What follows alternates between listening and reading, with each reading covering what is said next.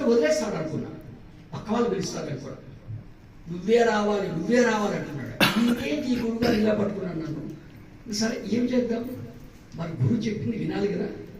నాకు తెలుసు నేను తప్పకుండా పొరపాటు మాట్లాడతాను, ఆయన వల్ల బావగిட்ட తింటాను.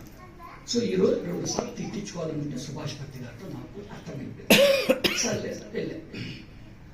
ఆ వెళ్ళేటప్పుడు ఎలా ఉంది నా పరిస్థితి, నా 2 కాళ్ళు వణుకుతున్నాయి.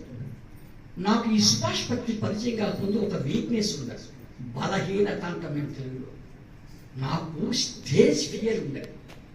ఒక్కడుంటే నేను బ్రహ్మాండంగా మాట్లాడతాను, కానీ ఇలా మాట్లాడమంటే నాకు సబ్జెక్ట్ తెలుసు, నేను మాట్లాడలేదు. లయన్స్ క్లబ్లో నేను మెంబర్, మా ఊళ్ళో ప్రతి మీటింగ్కి వెళ్తా, నాకు సబ్జెక్ట్ తెలుసు. మనోహర్ మీరు వచ్చి మాట్లాడు, నేను రానంట, నాకు భయం మాట్లాడబట్ట, స్టేజ్ ఫియర్. అది నాకున్న స్థితి. ఎప్పుడు సుభాష్ పత్రి పరిచయం కాదు. ఇప్పుడు నా ఎదర 10,000 మంది కూర్చున్నా 8 గంటలు ఆపకుండా మాట్లాడమని మాట్లాడతాను.